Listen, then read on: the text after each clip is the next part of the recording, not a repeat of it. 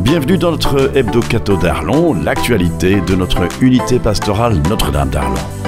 Bonjour à toutes et à tous, on se retrouve comme chaque semaine pour un petit tour d'horizon de la vie paroissiale dans l'unité pastorale Notre-Dame d'Arlon.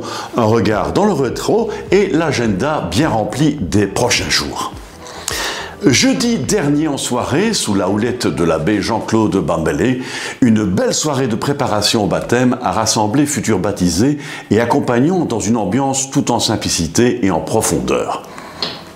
Samedi matin, les enfants de première année de catéchisme ont vécu un magnifique moment d'éveil à la foi, joie, chant, écoute et aussi de beaux moments de recueillement. Dès samedi soir, plusieurs communautés de notre unité pastorale ont inauguré la célébration des rameaux sous un soleil radieux. C'était notamment le cas à Bonnert pour monter ensemble dans cette grande semaine qui nous conduit vers Pâques. À présent, ce qui nous attend pour les temps à venir, ce vendredi 18 avril, vendredi saint à 20h, nous avons rendez-vous avec un chemin de croix en procession depuis l'église de Frélange jusqu'à Viville. C'est une tradition qui a pris une nouvelle envergure dans la création de l'unité pastorale. Retrouvons notre doyen Pascal Roger qui nous attend devant l'église de Viville. Bonjour monsieur le doyen. Alors, pouvez-vous nous en dire plus sur cet événement qui nécessite évidemment toute une organisation? En fait, qui met tout cela en œuvre? Bonjour Jean-Pierre. Donc effectivement, il y a une longue tradition à Arlon d'avoir un chemin de la croix dans les rues. Auparavant, c'était systématiquement entre Saint-Martin et Saint-Donat. Depuis que l'unité pastorale a été fondée, on a ouvert ça à différents villages. Ainsi, on a fait une fois Inge-Frélange, l'autre fois Bonnert-Frassem ou bien Valsaint, l'église de Sacré-Cœur à Arlon. Cette année, nous partirons de Frélange à 20h, vendredi. Première station dans l'église de Frélange. Et puis nous nous mettrons en route avec un cortège au flambeau pour rejoindre ultimement Viville.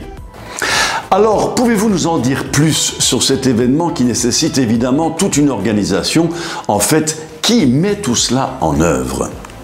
Alors, pour mettre en place ce chemin de la croix, on s'appuie en général sur les équipes de proximité ou les comités locaux. Et là, j'ai pu compter sur le comité Trait d'Union, qui est un comité d'animation du village de Frélange, qui m'a bien aidé pour demander à différentes personnes d'accepter que l'on installe une croix devant chez elles, à ces personnes aussi de fleurir la croix, de mettre une bougie. Alors lorsque nous célébrons le chemin de la croix, la première station se fait dans l'église et puis on sort au flambeau et on s'arrête devant les différentes maisons où il y a une croix. Puis il y aura un petit tronçon évidemment dans la campagne où là aussi évidemment on a installé différentes croix et à l'entrée de Viville jusqu'à l'église. Et j'ai pu aussi compter sur des chrétiens de Viville pour être des relais au niveau local. À quoi peut-on s'attendre si on rejoint la communauté au départ de l'église de Frélange? Alors à chaque station, il y a une méditation d'un petit extrait biblique, une prière dite en commun, et puis sur le chemin, nous alternerons des chants et quelques prières, tout en marchant, mais aussi des temps de silence. Ce silence si précieux pour notre vie spirituelle et que nous ne voulons pas, dont nous ne voulons pas faire l'économie évidemment, car justement en marchant dans le silence, l'intériorité se déploie et nous nous sentons au coude à coude avec le Seigneur Jésus sur son chemin de croix. Alors on voit derrière vous l'église de Viville, terme de ce chemin de croix. Y aura-t-il une célébration de clôture dans cette église? Comme nous aurons commencé la première station dans l'église de Frélange, l'aboutissement se fait à Viville, où nous méditerons la 14e station, la mise au tombeau, et puis nous clôturons la célébration par la vénération de la croix, ce qui est un rite traditionnel du vendredi saint. Les gens s'avancent vers la croix du Seigneur et posent le geste qui convient le mieux à leur sensibilité. Certains déposeront la main sur la croix, d'autres s'inclineront devant, certains vénéreront la croix, chacun vraiment selon sa sensibilité. C'est une démarche très importante aussi qui nous unit vraiment au Christ en ce soir du vendredi. Merci monsieur le doyen, nous sommes en Semaine Sainte, auriez-vous un message à transmettre à nos amis internautes?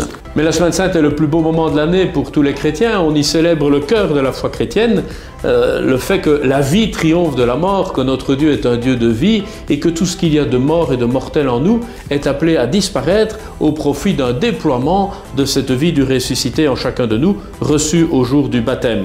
Et donc je souhaite vraiment que pour chacun et chacune d'entre nous, cette fête de Pâques soit une vraie renaissance. Encore merci Monsieur le Doyen et nous nous donnons donc rendez-vous pour vivre ce chemin de croix en procession depuis l'église de Frélange ce 18 avril à 20h. Merci Jean-Pierre et bonne fête de Pâques à tous.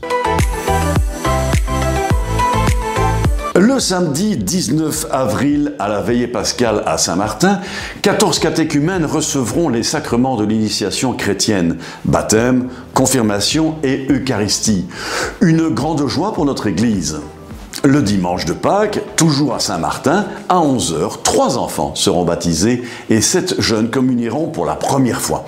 Je vous invite à entendre l'interview de notre doyen qui est toujours disponible sur nos réseaux sociaux. Il nous parle des baptêmes en général et des catéchumènes en particulier.